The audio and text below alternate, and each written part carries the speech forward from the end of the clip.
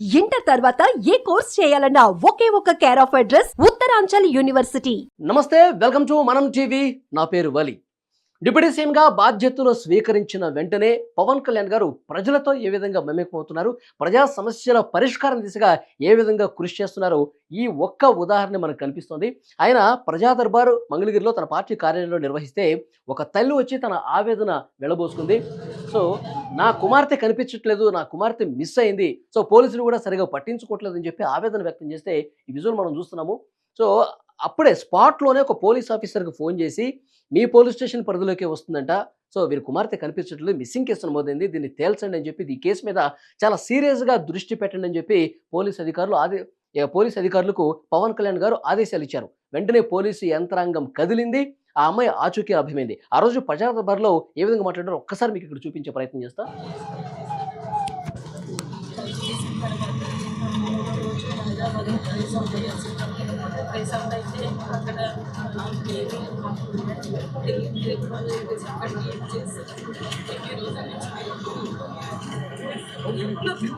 ఇక్కడ మనం చూస్తున్నాము, గత ప్రభుత్వ సమయంలో సామాన్య ప్రజానీకం వచ్చి ఎవరూ కూడా మంత్రుల స్థాయిలో వచ్చి ఇక్కడ డిప్యూటీ సీఎం పవన్ కళ్యాణ్ గారు, సో డిప్యూటీ సీఎంని కలిసి తమ బాధని, తమ సమస్యని, నాకు ఇలాంటి పరిస్థితి ఉందని చెప్పుకునే పరిస్థితి లేదు గతంలో. కానీ ఈ ప్రభుత్వంలో మనం చూస్తున్నాము, సామాన్యులు ప్రతి ఒక్కరూ కూడా తమ సమస్యని చెప్పుకోవటానికి ఇక్కడ పవన్ కళ్యాణ్ గారు ప్రజా దర్బార్లో కావచ్చు, లోకేష్ గారు నిర్వహించినటువంటి కార్యక్రమం కావచ్చు, ఇట్లా ప్రజల సమస్యల్ని నేరుగా వినే పరిస్థితి ఈ ప్రభుత్వం కల్పిస్తుంది. సో ఇక్కడ ఈ సమస్య చెప్పుకున్నారు, ఆ సమస్యకి వెంటనే ఆన్ ది స్పాట్ పోలీసులకు ఆదేశాలు ఇవ్వటం, ఆదేశాలు ఇచ్చిన వెంటనే పోలీసు యంత్రాంగం కూడా కదిలి వారి కుమార్తెను వారికి అప్పగించారు. సురక్షితంగా ఎక్కడో జమ్మూలో ఉన్నటువంటి తన మిస్ అయినటువంటి కుమార్తెని పోలీసు అధికారులు వెంట పెట్టుకుని ఈరోజు విజయవాడకు తీసుకొచ్చారంటే ఇక్కడ అధికార యంత్రాంగం ఎంత ఫాస్ట్గా పనిచేస్తుందో ఇక్కడ మనకు క్లియర్గా అర్థమవుతుంది. ఆ రోజు ఆ తల్లి ఆవేదన పవన్ కళ్యాణ్ గారు ఏ విధంగా వింటున్నారో ఇక్కడ మీరు చూడొచ్చు.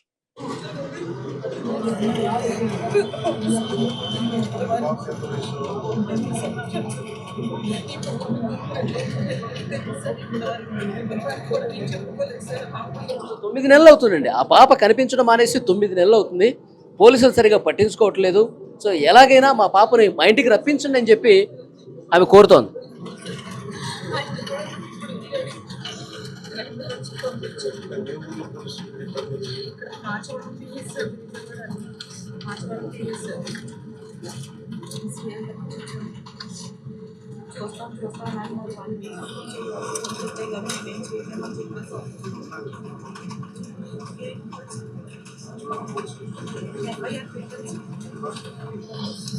డీటెయిల్స్ అన్ని తీసుకుంటున్నారు పవన్ కళ్యాణ్ గారు. సో నేరుగా మాచవరం సిఐకి ఫోన్ చేస్తున్నారు చూడండి. ఒకసారి మీరు చూసుకుంటే ఒకసారి అప్డేట్ ఇవ్వండి సార్ ప్లీజ్ సార్. పంపిస్తాను సార్, మన కేకే గారిని పంపిస్తాను సార్, చూడండి సార్.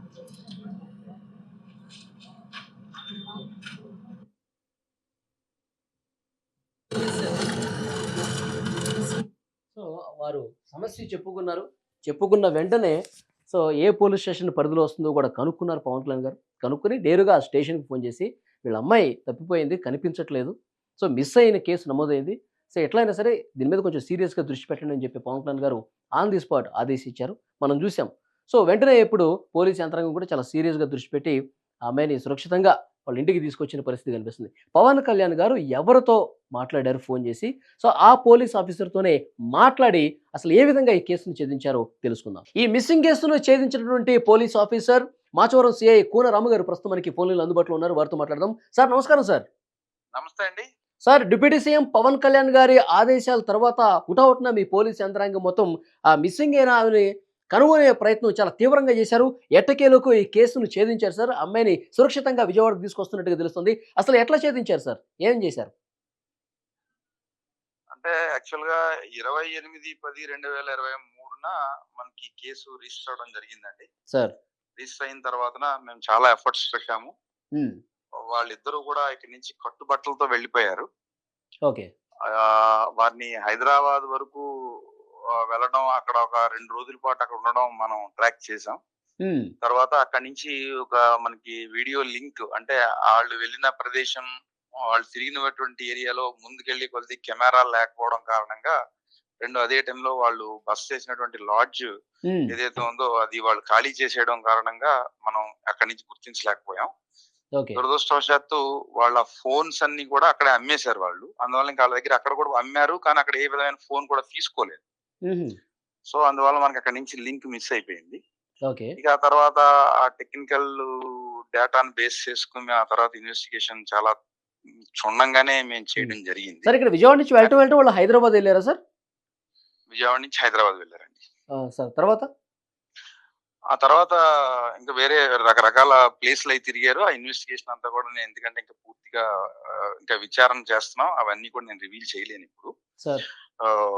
సో ఇంకా వేరే వేరే ప్లేస్‌లు అవి తిరిగారు. తిరిగి ఫైనల్‌గా వాళ్ళు జమ్మూ వెళ్లారు. ఉహు, జమ్మూ వెళ్ళిన తర్వాతన అక్కడి నుంచి ఒక మెసేజ్ రావడంతోనే ఆ బ్యాక్ ఎండ్‌లో మేము ఆ మెసేజ్ ఎక్కడి నుంచి వచ్చింది, ఉమ్. ఏంటి అన్నది మళ్ళీ టెక్నికల్ ఇన్వెస్టిగేషన్ అంతా కూడా అన్ని మేము ఓకే. చేయటం. అంటే ఆ మెసేజ్‌లో ఏముందో చెప్పగలరా సార్? మెసేజ్ ఏం లేదు. మెసేజ్ లొకేషన్ వచ్చింది అంతే. వాళ్ళ సిస్టర్‌కి ఒక లొకేషన్ వచ్చింది. ఓహో! ఆ లొకేషన్‌ని మేము బేస్ చేసుకొని ఆ లొకేషన్ ఎక్కడి నుంచి వచ్చింది, ఏంటి, ఇది ఎందుకు కొత్తగా ఇప్పుడొచ్చింది. ఉమ్, ఇంకా టెక్నికల్ ఇన్వెస్టిగేషన్ అంతా కూడా అంటే సైబర్ క్రైమ్ టీమ్‌తో పాటు మేము కలిసి ఆ ఇన్వెస్టిగేషన్ అంతా చేయటంతో ఉమ్, ఈమె జమ్మూలో ఉన్నట్టుగా మనం గుర్తించాం. గుర్తించి వెంటనే ఇక్కడి నుంచి మా సీపీ గారు, డీసీపీ గారంతా అక్కడ ఉన్నటువంటి సీనియర్ ఆఫీసర్స్‌తో మాట్లాడడం. ఉమ్, ఇమ్మీడియేట్‌గా అక్కడ ఉన్నటువంటి Gandhinagar police station area inspector గారు స్వయంగా అక్కడికి వెళ్లి వారిని పట్టుకొని తీసుకొని స్టేషన్‌లో పెట్టడం. ఓకే. ఇక్కడి నుంచి మేము టీమ్‌ని పంపించడం జరిగింది. ఈరోజు తెల్లవారుజామున 5:30కి ఇక్కడ మన దగ్గరికొచ్చారు. ఓకే. వచ్చిన తర్వాత వారిని ఇద్దరిని కూడా డీటెయిల్డ్‌గా అంటే సుమారు 8 నెలల పాటు వాళ్ళు ఉన్నారు కాబట్టి కొద్దిగా డీటెయిల్డ్‌గా ప్రొసీజర్ ప్రకారంగా ఉమ్, మేము వాళ్ళని విచారించడం జరుగుతుంది. విచారణలో వచ్చినటువంటి అంశాలు ఏవైతే ఉన్నాయో ఆ అంశాల ఆధారంగా మేము ఫర్దర్ స్టెప్స్ తీసుకుంటాం. ఉమ్. కానీ మిస్ అయ్యి 9 నెలలు అవుతుంది సార్. కానీ 9 నెలల్లో ఈ కేసు అంత సీరియస్‌గా తీసుకోలేదని ఒక విమర్శ కూడా ఉంది సార్. ఏమంటారు? అది సీరియస్‌గా తీసుకోలేదు అనేటువంటి విమర్శ కరెక్ట్ కాదు. అది వారికి తెలుసు. హ్మ్. ఎప్పుడైనా మిస్సింగ్ అయిన వాళ్ళు ఎక్కడైనా వెళ్తే మనకి ఏదో క్లూ అనేది ఖచ్చితంగా మనకి లభించాలి. ఓకే. అది ఇప్పుడున్న పరిస్థితుల్లో టెక్నికల్‌గా ఏదన్నా మన ఇష్యూ మనకొస్తే దాన్ని మేము చూస్తాం. అది డిఫాల్ట్‌గా ఇన్వెస్టిగేషన్ ఆటోమేటిక్‌గా జరిగిపోతా ఉంటుంది. హ్మ్. ఈ మా వాళ్ళ mother deputy CM Shri Pawan Kalyan గారి దగ్గరికి వెళ్ళడానికి సుమారుగా 8 రోజుల ముందు నేనే స్వయంగా ఆవిడని తీసుకొని సైబర్ క్రైమ్‌కి వెళ్ళి హ్మ్. అక్కడ మేము మళ్ళీ కూర్చొని అమ్మా మళ్ళీ జీరో లెవెల్ నుంచి మళ్ళీ స్టార్ట్ చేద్దాం ఇన్వెస్టిగేషన్. ఒకవేళ మేము ఇంతకు ముందు ఏమన్నా మిస్ అయ్యామా? హ్మ్. మనం మళ్ళీ చేద్దామని మళ్ళీ మేము అన్ని రకాల లెటర్స్ అంటే జనరల్‌గా ఏంటంటే జీమెయిల్ అకౌంట్ అలాగే తర్వాత ఇన్‌స్టాగ్రామ్ ఐడీలు, ఓకే. ఫేస్‌బుక్ ఐడీలు, సోషల్ ప్లాట్‌ఫార్మ్స్ ఎక్కడన్నా ఉన్నారా? హ్మ్. మళ్ళీ కొత్తగా ఎక్కడైనా సిమ్ తీసుకున్నారా? అంటే ఆధార్ వారి కార్డ్ తల్లి లింక్ కూడా గతంలో అనేది చెప్పారు సార్. అంటే లోకల్‌గా చేయాల్సిన ఇన్వెస్టిగేషన్ సరిగ్గా జరగలేదు అని చెప్పి ఒకసారి అది ఒకసారి కరెక్ట్ కాదది. ఎందుకంటే అక్కడ ఆమె హోటల్ మేనేజ్మెంట్ కోర్స్ చదువుతున్నప్పుడు అక్కడ పరిచయమైన అబ్బాయే ఇట్లా ప్రేమలో దించేసి తీసుకెళ్ళిపోయాడని చెప్పి ఒక చర్చ ఉంది ప్రధానంగా. సో ఇక్కడ ఆ స్టూడెంట్స్ కావచ్చు, ఫ్రెండ్స్ కావచ్చు వీళ్ళని విచారించడంలో కొంత స్తబ్దత నెలకొందని ఒక విమర్శ ఉంది సార్. ఏమంటారు? అది కూడా కరెక్ట్ కాదు. మా దగ్గర అన్ని ఆధారాలు అందరిని విచారించాం. హ్మ్. అది కూడా కరెక్ట్. మా మా విచారణలో వెలుగు చూసినటువంటి ప్రతి అంశాన్ని హ్మ్. చాలా క్షుణ్ణంగా మేము విచారణ చేయడం జరిగింది. ఓకే. ఖచ్చితంగా విచారణ చేశాం. విచారణ చేసిన తర్వాత ఇప్పుడు అక్కడ విచారించాం. కానీ అక్కడి నుంచి ఇప్పుడు వెళ్ళిపోయిన వాళ్ళకి వీళ్ళకి ఏదో ఒక లింక్ ఉండాలి కదా! అంటే ఏదో ఒక ఫోన్ మెసేజో ఏదన్నా ఉండాలి కదా! వాళ్ళు ఫోన్ వాడలేదసలు. ఓకే. వాళ్ళు ఫోన్ వాడకపోవడం కారణంగానే ఇంతకాలం వాళ్ళు హైడ్‌లో ఉన్నారు. హుహు. ఏదన్నా ఒక ఎలక్ట్రానిక్ డివైస్ ఏదో ఒకటి వాడి ఏదో సోషల్ మీడియా ప్లాట్‌ఫార్మ్‌లో ఎక్కడన్నా వస్తే మనం ఖచ్చితంగా వారిని మనం ట్రాక్ చేసేవాళ్ళం. ఓకే. ఇప్పుడు ఆ అమ్మాయి ఏమంటుంది సార్? ఇప్పుడు మీరు సురక్షితంగా తీసుకొచ్చారు గదా! ఆ అమ్మాయి ఏం చెప్తుంది? అంటే తన ఇష్టంతోనే సురక్షితంగా వెళ్లారా? తీసుకొచ్చినందుకు అంటే అవన్నీ నేనంటే ఇప్పుడు ఈ విచారణలో ఉన్నటువంటి అంశాలు నేను నిన్నటికి కూడా నేను రివీల్ చేయలేను. ఓకే. సార్ ఇప్పుడు వారి తల్లి ఏమంటున్నారు సార్? 9 నెలల తర్వాత వాళ్ళ పాప వాళ్ళ ఇంటికి వస్తోంది. సో ఏమంటున్నారు? ఆబ్వియస్లీ సంతోషంగా ఉన్నారావిడ. హ్మ్. సంతోషంగానే ఉన్నారు. పాప వాళ్ళు పొద్దున్న వాళ్ళు రిసీవ్ చేసుకున్నారు. ఓకే. మనం వాళ్ళ ఇంటికి కూడా పంపించాం సంతోషంగానే. ఓకే. సార్ ఈ విషయం తెలిసిన తర్వాత డిప్యూటీ సీఎం పవన్ కళ్యాణ్ గారు గూడా ఫోన్ చేసి మాట్లాడినట్టుగా తెలుస్తుంది సార్. ఏం చెప్పారు? ఇన్ఫర్మేషన్ ఏమిచ్చారు? అది మా సిపి గారితో మాట్లాడారు. ఓకే. వారు కూడా మంచి ప్రయత్నం చేసి మీ తొందరలో 48 అవర్స్‌లో అంటే వచ్చి ఇన్ఫర్మేషన్ వచ్చిన వెంటనే దాని వెనకాల బ్యాక్‌గ్రౌండ్ వర్క్ చాలా ఉంటుంది. హ్మ్. ఇప్పుడు మనకేదో ఇన్ఫర్మేషన్ వచ్చేసినంత మాత్రాన ఆ ఇన్ఫర్మేషన్ వర్కౌట్ చేయడం కూడా అది అది ఓకే. కుదరాలి. అది ఓకే. కోఆర్డినేషన్ కూడా ఉండాలి దాంట్లో. ఆ కోఆర్డినేషన్ అంతా కూడా అంటే ఆఫీసర్స్ అంతా అందరూ సమన్వయంతో కలిసికట్టుగా ఒక మాట మీద వన్ బై వన్ దీని తర్వాత ఏం చేయాలి, దీని తర్వాత ఏం చేయాలి హ్మ్. అని అన్ని కరెక్ట్ గా చేయడం కారణంగానే మనం వితిన్ అంటే మాకు మెసేజ్ 16:33 ఓకే. వచ్చింది. హ్మ్. అలాగే 17:30 అవర్స్ కి జమ్మూలో ఉన్న ఆమెను పోలీస్ స్టేషన్ లో ఉంచాం. Okay. So sir just Pavan ఇప్పుడు కళ్యాణ్ గారితో వారి తల్లి మాట్లాడి, ఆ రోజు తన గోడైతే వెళ్ళబోసుకుందో, అప్పుడు మీ పోలీస్ అధికారులతో కూడా డిప్యూటీ సీఎం గారు మాట్లాడారు. అంతకు ముందు మెసేజ్ వచ్చిందా సార్? పవన్ కళ్యాణ్ గారిని కలవక ముందు వచ్చిందా? కలిసిన తర్వాత లేదండి, వచ్చిందా? లేదు లేదు లేదు మెసేజ్ వచ్చింది మొన్న ఓకే. మొన్న 2 డేస్ బ్యాక్. మొన్న 2 డేస్ బ్యాక్. ఓకే. అంతకు ముందు రాలేదు. Okay sir. ఈ మెసేజ్ రావటం వల్ల టెక్నికల్‌గా మీకొక ప్లాట్‌ఫార్మ్ దొరికింది ఏదైనా పట్టుకోవడానికి. అంతేనండి. ఎక్కడ మిస్సింగ్ కేసుల్లో మనకి ఏదంటే ఏదో క్లూ ఉండాలి. ఓకే. ఉన్నంత వరకు ఎంతవరకు ఉండి ప్రతి మిస్సింగ్ కేసులో కూడా ఎంతవరకు ఛాన్స్ ఉందో అంతవరకు మేము వెళ్ళిపోతాం. హ్మ్.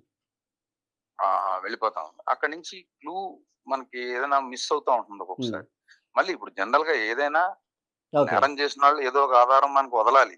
హ్మ్. వదిలితేనే దాన్ని బట్టి మనం హ్మ్. ముందుకెళ్తాం. సార్ ఇలాంటి ఇన్నాళ్ళు మిస్సింగ్ ఫోన్ కేసులకు వాడలేదు. సంబంధించి ఇలాంటి మిస్సింగ్ కేసులకు సంబంధించి ఏమన్నా ప్రత్యేక దృష్టి పెట్టే స్పెషల్ టీమ్స్ ఏర్పాటు చేసే అవకాశం ఉందా? పవన్ కళ్యాణ్ గారు గతంలో కూడా చాలా సందర్భాల్లో చెప్పారు. ఆంధ్రప్రదేశ్‌లో మిస్సింగ్ కేసులు ఎక్కువవుతున్నాయి అని చెప్పి పెద్ద ఎత్తున ప్రచారంలో భాగంగా ఆయన మాట్లాడిన విషయాలు కూడా మనకు తెలుసు. ఈ అంటే అది నా స్థాయిలో నేను చెప్పగలిగేటువంటి అంశం కాదు అది. ఓకే. అది పాలిసీకి సంబంధించినటువంటి మ్యాటర్. హ్మ్. నా పోలీస్ స్టేషన్ పరిధిలో ఉండేటువంటి విషయాల గురించి అయితే యాహ్! నేను సాధ్యమైనంత వరకు ప్రత్యేక శ్రద్ధతోనే జనరల్ గా మేము మిస్సింగ్ అవుతా ఉంటారు. ఓకే. కొంతమంది ఆటోమేటిక్ గా వచ్చేస్తారు. కొంతమంది కొన్ని సందర్భాల్లో వెళ్ళిన గంటలోనే వచ్చేస్తారు. హ్మ్. కొన్ని సందర్భాల్లో 2 రోజుల్లో వచ్చేస్తారు. ఈలోపు మేము కొంత ఎఫర్ట్ పెడతాం. ఓకే. మేము వేరే వాళ్ళని ద్వారా కదిపించడం ద్వారా వాళ్ళు మళ్ళీ వాళ్ళకి ఫోన్ చేసాము పోలీస్ కేసు అవుతుందని భయంతో కొంతమంది వచ్చేస్తారు. ఓకే. ఇట్లా రకరకాలుగా ఉంటాయి. అంటే ఒక కేసుని ఇంకో కేసుతో మనం పోల్చలేము. హ్మ్. ఒక కేసు ఇలా జరిగింది కదా అని కానీ అన్ని ఒక కేసులు ఇలా ఒక అవుతాయని కదలికైతే అనుకోలేము. వస్తుంది అనుకుంటా సార్. ఎందుకంటే మిస్సింగ్ కేసులు చాలా ఉన్నాయని చెప్తున్నారు. ఖచ్చితంగా సో ఖచ్చితంగా ఇప్పుడు డెఫినిట్‌గా పవన్ ప్రభుత్వం కళ్యాణ్ సీరియస్ గారు గానే ఉన్నట్టు మనకు అర్థమవుతుంది. డిప్యూటీ సీఎం గారు కలగజేసుకోవడం హ్మ్. సేమ్ టైం ప్రభుత్వం దీని మీద సీరియస్ గా ఉండడం అనేది ఖచ్చితంగా కదలిక వస్తుందనే మాట వాస్తవం. హ్మ్. ఖచ్చితంగా రెండు మన ప్రతి క్షుణ్ణంగా అంటే ఓకే. అంతకు ముందు చేయలేదని కాదు. హ్మ్. అంటే ఇంకా ఇంకా ఇప్పుడు అవకాశాలు ఒక్కడినే అన్ని అవకాశాలు చూడాలని ఏం లేదు. ఒక్కొక్కటి నాకు మిస్ ఓకే. అయిపోవచ్చు. ఓకే. నాకు ఇంకొకళ్ళు తోడైతే ఆయన సలహా మీద ఇచ్చి ఇప్పుడు ఈ ఇన్వెస్టిగేషన్ లో మా సిపి గారు చాలా సలహాలు ఇచ్చారు. హ్మ్. For example tower dump analysis చేయటం. ఓకే. అట్లా అలా అలా రకరకాల ఆలోచనలు నలుగురు కలిస్తే వస్తాయి. అందువలన ఓకే. సో సీరియస్ గానే దృష్టి పెడతాం. మొత్తానికి అమ్మాయి దొరికింది. చాలా సేఫ్‌గా విజయవాడకి తీసుకొచ్చారు. సో మీకు గూడా కంగ్రాట్స్ సార్. మంచిగా వర్క్ థ్యాంక్ యూ చేస్తున్నందుకు అండి. మీకు గూడా థ్యాంక్ యూ. అభినందనలు తెలియజేశారు పవన్ కళ్యాణ్ గారు గూడా. థ్యాంక్ యూ అండి. Thank you. Yeah! Yeah! Phone లైన్‌లో అందుబాటులోకొచ్చి మంచి సమాచారం అందించారు sir. Thank you very much Konarao గారు. అది.